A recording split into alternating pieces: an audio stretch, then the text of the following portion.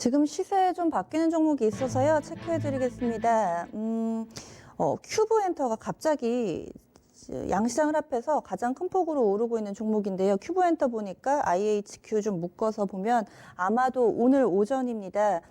지금 LG 플러스하고 이 CJ 헬로하고 인수 그 결과 여기에다가 SK텔레콤 쪽 그리고 딜라이브 인수 결과 어제 오늘 좀 나와야 되는 상황이고요. 아직까지 공식적으로 발표는 좀 안 났습니다.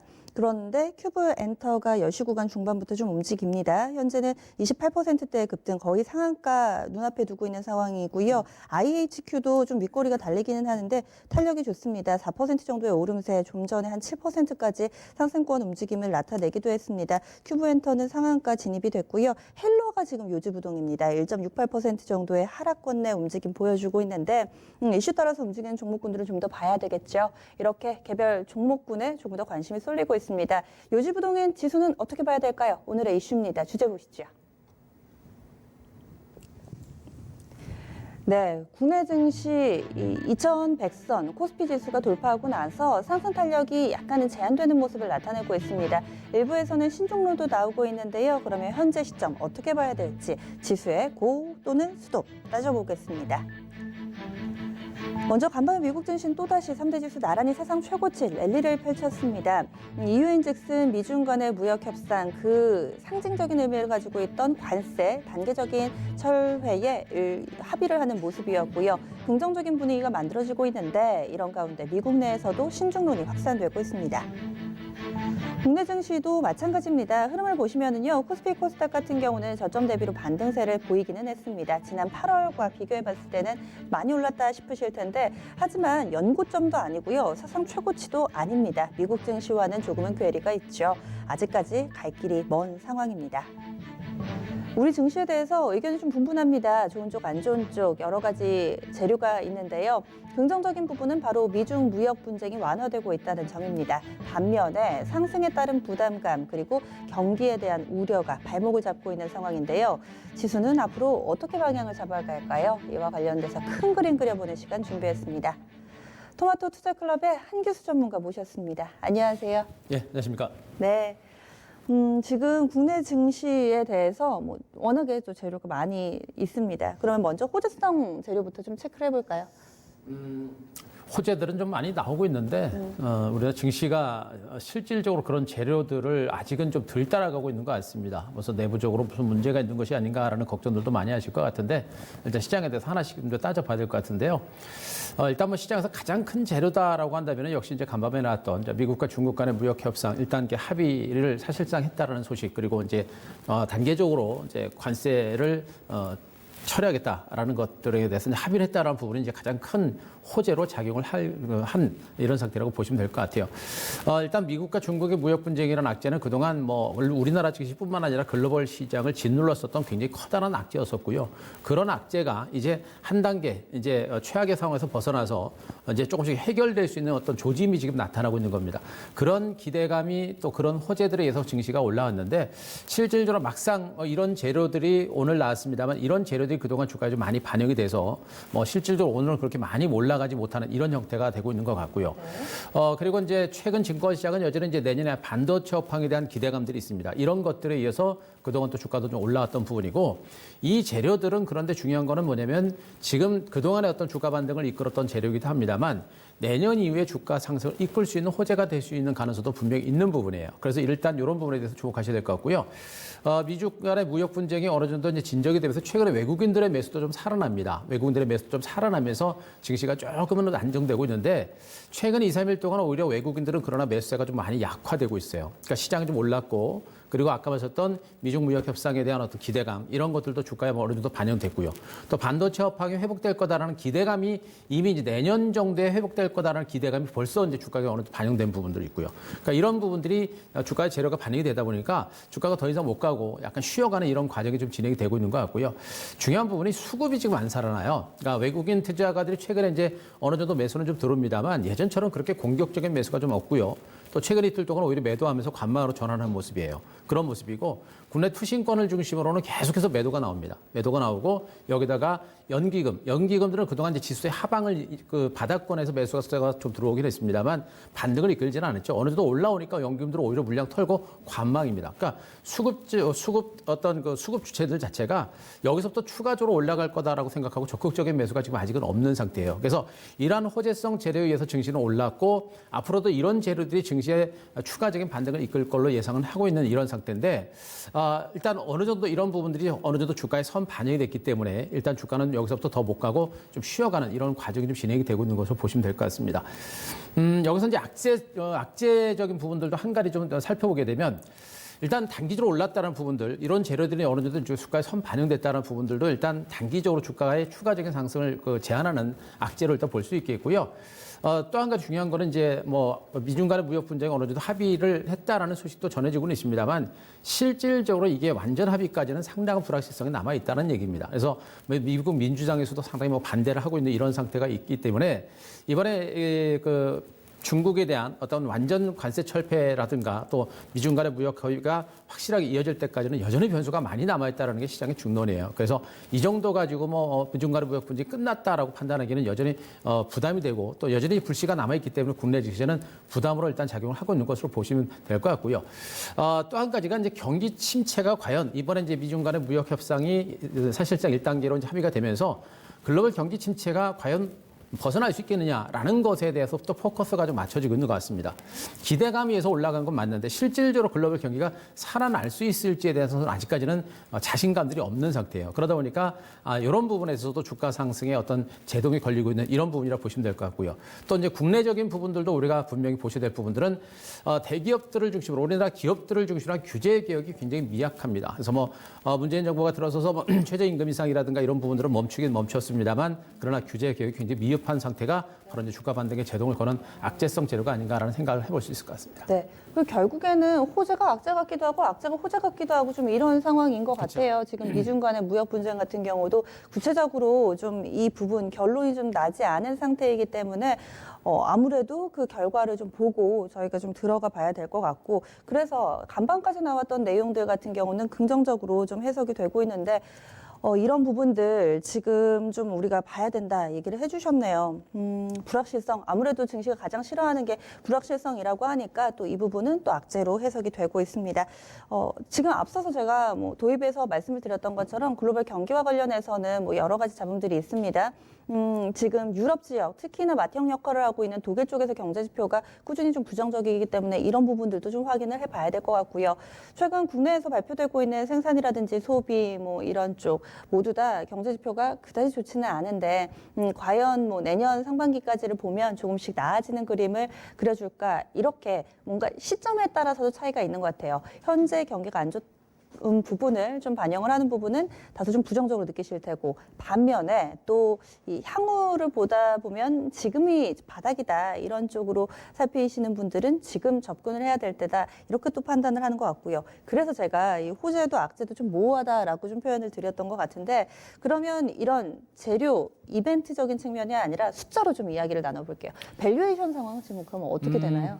이제 숫자로 보게 되면 우리나라 증시처럼 이렇게 억울한 증시도 없죠. 뭐 우리나라 증시가 뭐 글로벌적으로 가장 저평가를 했다는 부분들은 뭐 누구나 다 알고 있는 그런 상황이기 때문에 정말 숫자로 대입을 하게 되면 국내 증시 처음 올라갈 수 있는 여력이 굉장히 큰 것은 사실이긴 합니다.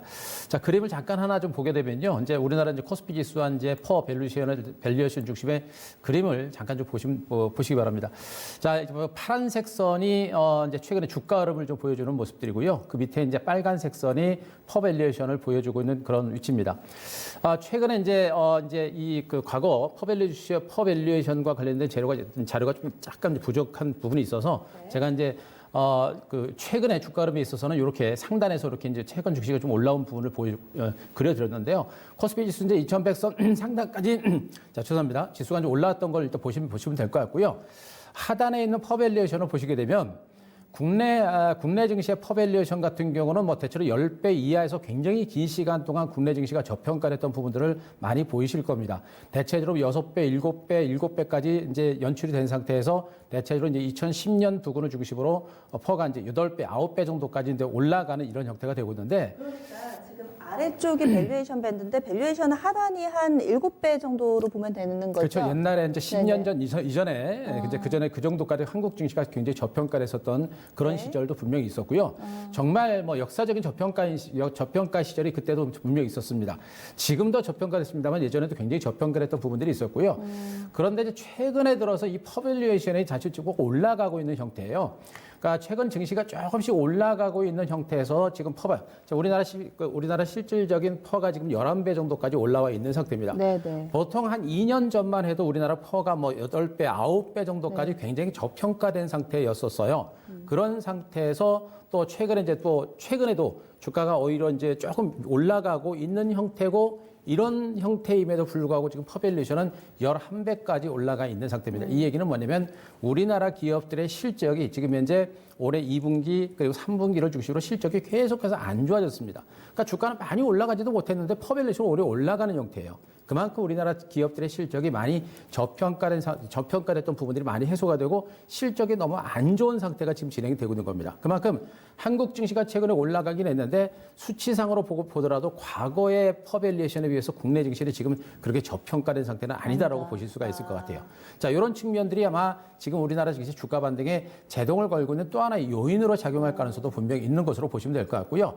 퍼밸류에이션뿐만 아니라 지금 이제 PBR 같은 경우는 우리나라 지금 0.8배 정도까지 조금 올라와 있는 상태입니다만 PBR 밴드는 뭐 여전히 저평가된 부분이 분명히 있어요. 보통 PBR은 한 배 기준으로 보잖아요. 그렇죠. 한 배 기준으로 보는데 지금 보통 우리나라 이제 0.8배 정도까지 떨어진 것은 역사적인 저점 정도로 보시면 될 것 같아요. 그만큼 이제 우리나라 기업들의 자산이라든가 이런 부분들은 상당히 풍부한 상태여서 PBR 밸류로 봤을 때는 역사적인 저평가 인식이 분명히 있는 건데 퍼밸류로 봤을 때는 우리나라 증시는 지금은 그렇게 저평가된 상태는 분명히 아닙니다. 그만큼 기업들의 실적이 부진한 거예요. 그래서 주가가 좀 올라서 더 못 가고 있는 형태도 아마 그런 이유 중에 하나가 아닐까라는 판단이고 앞서 설명드렸듯이 호재를 말씀드렸던데 그 호재들이 내년에 있을 호재들이 벌써 앞에서 먼저 땡겨가지고 주가가 올랐고 또 미중 간의 무역 협상의 재료도 이미 선 반영이 됐기 때문에 주가가 더 못 가는 이런 형태가 지금 반복이 되고 있는 것으로 보시면 될 것 같습니다. 그래서 수치상의 흐름 봤을 때 국내 증시는 분명히 그렇게 저평가된 상태는 아니다라는 것도 우리가 분명히 알고 계셔야 될 것 같습니다. 지금 이 차트에서도 맨 끝부분이 거의 지금 현재 시점인 거잖아요. PER은 약간 살짝 올라가고 있는데 코스피 지수가 더 많이 올랐다면 실적의 계산치보다 뭔가 주가, 이 지수의 이 상승 탄력이 좀 더 컸기 때문에 이런 각도가 좀 나오게 되는 것 같은데 지금 PER 수준에서는 밴드 약간 중간 혹은 중간 상단 쪽에 자리 잡고 있고 PBR 측면에서는 한 배 미만이다. 그 이야기는 자산은 많이 쌓고 있는데 경기에 대한 두려움이 좀 있기 때문에 투자를 안 하고 실적으로 연결되지 못하고 뭐 이렇게 해석이 되는 것 같아요. 그렇죠. 그렇다면 결국엔 경기를 봐야 되는 거잖아요. 경기를 봐야 된다는 얘기고 지금은 이제 주식이라는 거는 결국에는 이제 미래 가치를 반영을 하는 게 이제 대부분인데 현재 어쨌든 간에 현재 나와 있는 어떤 퍼밸류에이션이라든가 이런 부분들을 주식으로 봤을 때는 절대 저평가된 상태는 분명히 아니고요. 역시 이제 미래 가치를 봐야 되는데 앞서 말씀드렸듯이 최근에 증시가 좀 올랐단 말이죠. 그런 어떤 미래 가치가 또 어느 정도 이제 반영이 됐기 때문에 이런 어떤 미중 간의 무역 협상이라는 재료가 나와도 주가가 못 가는 이유는 바로 이제 어느 정도 선 반영됐다는 부분들. 그래서 앞으로 이제 미중 간의 무역 협상이 더 나빠지지 않고 더 좋아지는지 여부, 또 실질적으로 경기가 좋아지는지 여부, 기업들의 실적이 좋아지는지 여부, 이런 것들에 의해서 앞으로 증시가 방향을 잡을 가능성이 높죠. 그래서 현재 국내 증시의 흐름은 그렇게 뭐 많이 저평가된 상태는 분명히 아니다라는 것도 분명히 아셔야 될 것 같습니다. 네, 그렇군요. 그러면은 지금 경기 상황에 대해서 경기 지표들은 좀 어떻게 나타나고 있나요? 지표들도 썩 좋을 리가 없죠. 뭐 기업들의 실적이 워낙에 이제 2분기까지 너무 안 좋았고 3분기는 그나마 좀 선방을 한 것으로 보시면 될 것 같은데 경제 지표도 별로 그렇게 썩 좋은 상태는 아닙니다. 지금 현재 우리나라 이제 주요 경제 지표에 대해서 이제 분석을 볼 수 있는데요. 뭐 그냥 그림을 보시더라도 이제 왼쪽 상단에 이제 한국 수출입 증가율들을 보시더라도 수입과 수출이 모두가 동반해서 하락하는 이런 흐름이 계속해서 전개가 되고 있습니다. 그만큼 수입과 수출 자체가 모두가 위축이 되고 있다는 얘기는 그만큼 국내적인 어떤 우리나라 제조업이라든가 경기 상황 자체가 안 좋다라는 것을 분명히 반영을 시키고 있는 겁니다. 수출이 안 되더라도 수입이라도 좀 늘어야 되는데 수입도 안 좋다는 얘기는 그만큼 내수 경기라든가 제조업 경기가 활성화되지 못하고 있다는 그런 반증으로 볼 수 있습니다. 그쵸. 그래서 지금은 아직은 경제 지표 자체가 썩 좋지 않다는 부분들. 자, 상단 오른쪽에 이제 한국 소비자 물가 하락세가 어느 정도 진정되고 있다는 그런 흐름인데 그런데 진정은 되고 있는데 그동안에 이제 소비자 물가 지수도 계속해서 하락세가 계속 진행되는 상태입니다. 그만큼 소비자 물가 지수가 하락세를 보이고 있다는 것은 소비 심리가 위축이 됐다라는 것이죠. 다만 이제 최근에 하락세가 멈추고 반등에 나서는 상태는 아마 연말 소비 시즌을 중심으로 해서 반발 매수가 좀 들어오고 있는 것으로도 볼 수 있겠고요. 바닥에 대한 어떤 공감대 때문에 또 매수가 들어오고 있는 것으로도 일단은 보실 수가 있을 것 같습니다. 자, 소비자 물가를 봤을 때는 그래도 뭐 이제 글로벌 우리나라 경기가 좀 바닥이 되지 않을까라는 기대감을 좀 가져볼 수는 있는 상태로 보시면 될 것 같고요. 왼쪽 하단은 이제 한국 제조 PMI 지수인데 요걸 보더라도 이제 우리나라 경기가 바닥을 쳤지 않을까라는 기대감을 좀 가져볼 수 있는 부분이에요. 마찬가지로 역시 그림을 보시더라도 변동성은 있습니다만 대체적으로 하락세가 멈추고 바닥을 다져가는 이런 과정이 지금은 형성이 되어가고 있는 것으로 보시면 될 것 같아요. 여기서 바닥을 찍고 강하게 치고 올라가게 되면 경기 회복에 대한 기대감들이 커질 수 있는데 여기서 과연 치고 올라갈 수 있을지를 우리가 앞으로 좀 예의주시하셔야 될 것 같고요. 오른쪽 하단은 이제 한국 경기 선행지수도 보시면은 그동안 굉장히 가파르게 최근에도 하락세를 보였었죠. 그러다가 최근에 하락세가 어느 정도 멈춰 있는 형태가 되고 있습니다. 결론적으로 이 그림들을 보시게 되면 지금 현재 한국 경제는 그렇게 썩 좋은 상태는 분명히 아니다라는 게 나오고 있습니다만 바닥에 대한 공감대가 일부 지표를 중심으로 시그널들이 만들어지고 있기 때문에 바닥을 찍고 나중에 경기가 회복되지 않을까라는 기대감은 가질 수 있습니다. 하지만 바닥을 찍었다고 해서 회복된다라고 확정 짓고 보기는 좀 어려운 상태겠죠. 그래서 앞으로 이런 경제 지표들이 얼마만큼 더 좋아지는지에 따라서 증시의 어떤 방향들도 결정이 될 거로 보고 있는데 일단 주가라는 거는 이제 경기에 약 6개월 정도 선행을 한다고 하죠. 네. 지금 이 경제 지표 보시더라도 일부 지표들이 바닥을 찍은 상태입니다. 근데 주가는 벌써 이미 올랐죠. 이 흐름을 보게 되면 증시는 분명히 이런 경기 바닥에 대한 기대감들을 어느 정도 선반영을 한 것으로 보시면 될 것 같고 증시가 더 올라가려면 여기서 이제 경기가 좀 살아나는 조짐이 좀 나와야 증시가 올라갈 수 있는 가능성이 크다고 보시면 될 것 같습니다. 네, 이제 슬슬 날씨도 오늘 보니까 입동이 갑자기 좀 추워졌잖아요. 그렇죠. 그러다 보니까 연말 분위기도 좀 나는 것 같고 증권가에서도 연간 증시 전망 준비를 많이 하더라고요. 그래서 보면 내년도에 뭐 2,500까지 간다, 뭐 장밋빛 전망도 상당히 많은데 문제는 이제 연말까지 어떨까? 그렇죠. 단기적으로 지수의 방향이 좀 궁금하거든요. 연말도 중요하겠고 뭐 내년도 중요할 것 같아요. 워낙에 증시가 뭐 지금 거의 10여 년 기간 동안 증시가 워낙에 부진했기 때문에 내년 증시도 굉장히 중요할 것 같은데 일단 단기적인 관점에서 시장의 흐름에 대해서 제가 먼저 이제 그림을 보면서 잠깐 설명을 드리게 되면요. 네. 코스피 일봉 차트입니다. 일단 제가 현재 지수 위치에서 녹색 박스, 그다음에 노란색 박스 이제 두 가지 박스를 쳐놨는데 이 녹색 박스의 이제 최상단이 이제 이 지수 2250선 정도입니다. 요 지수의 단기적인 목표가를 지금 제시를 1차적인 목표가를 제가 보고 있는 위치입니다. 요 지수대가 이 2250선이 어디냐면 미국 증시가 올해 상반기에 연출했었던 고점이에요. 미국 증시는 지금 이 고점을 넘어서 신고가, 사상 최고가를 경신을 해 있는 상태인데 지금 한국 증시는 직전 고점마저도 주가가 지금 못 가 있는 상태입니다. 그만큼 지금 현재 미중 간의 무역 분쟁이라든가 이런 부분들이 어느 정도 해소가 되는 이런 단계임에도 불구하고 국내 증시는 미국 증시보다도 너무나도 주가가 못 간 형태예요. 그래서 최소한 이제 한일 간의 무역 분쟁이라는 악재까지 있어서 주가가 못 간 부분도 있겠습니다만 그래도 한일 간의 무역 분쟁이 약간 소강 상태인 걸 감안하게 되면 그래도 최소한 올해 미국 증시가 연출했던 상단 고점 2,550전 정도까지는 올해 정도까지는 갈 수 있지 않을까라는 그런 판단을 해볼 수 있는 것이고요. 특히나 이제 미중 간의 무역 분쟁이 말씀드렸죠. 한국 경제를 짓눌렀던 악재가 바로 이제 미중 간의 무역 전쟁이었습니다. 그러나 미중 간의 무역 전쟁이 해소가 되게 되면 그에 따른 수혜가 우리나라가 될 수 있기 때문에 뭐 적어도 2,250 정도까지 1차적인 목표치를 볼 수 있겠고요. 내년까지 본다라고 한다면 뭐 2,350 정도에서 2,450 정도 요 2,350에서 2,450이 어디냐면 미국과 중국의 무역 전쟁이 시작된 위치입니다. 그래서 미중 간의 무역 전쟁이 끝난다라고 한다면 그 정도까지도 갈 수 있는 가능성이 높지 않을까라는 그런 개인적인 전망을 해드릴 수가 있겠고요. 증권사를 중심으로 한 내년 코스피 전망치가 나오고 있는데 뭐 앞서 앵커님께 말씀하셨듯이 지금 올해 증권사들의 내년 증시 전망의 하단치는 최저 1,900까지 나오고 있고요. 평균적으로 2,000선 중심으로 지수 이제 하단을 예측을 하고 있는 상태입니다. 그러면서 상단으로는 짧게는 2,250선, 많게는 2,500선까지 밴드 상단치를 열어놓고 있는 형태예요. 그러니까 그만큼 전망치가 굉장히 차이가 납니다. 그러니까 바닥에 대한 공감되는 증권사를 중심으로도 어느 정도 만들어지고 있는 것으로 보시면 될 것 같은데 상단에 대해서는 보는 시각들이 굉장히 많이 차이가 납니다. 그만큼 내년 증시 전망을 예측하기가 쉽지 않다는 그런 의미인데 공통적인 부분들은 증시가 내년에는 올해보다는 조금 더 올라갈 수 있는 가능성이 높다라는 그런 시각이 좀 많이 있기 때문에 네. 내년 증시는 뭐 제가 봐도 내년 증시는 올해보다는 좀 좋아지지 않을까 않을까라는 기대감이 좀 많이 있습니다. 시장에 대한 자신감들을 좀 가지시는 게 좋을 것 같아요. 네, 그러면 마지막으로 투자 전략 간략하게 제시해 주시죠.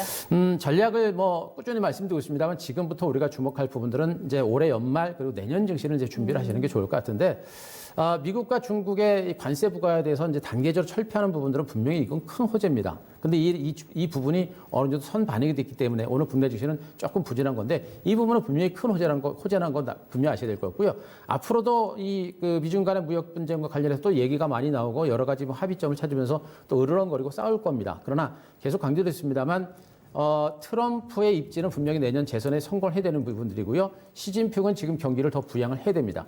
그리고 시진핑의 입장에서는 트럼프보다는 민주당이 더 어렵다라는 것도 중국에서 좀 알고 있어요. 이런 부분들 때문에 이 무역 분쟁은 더 나빠질 가능성보다는 조금씩 개선될 수 있는 부분이 있다. 이거는 분명히 우리나라 증시에는 호재가 될 가능성이 높다라는 부분들 일단 여러분들이 보셔야 될 것 같고요.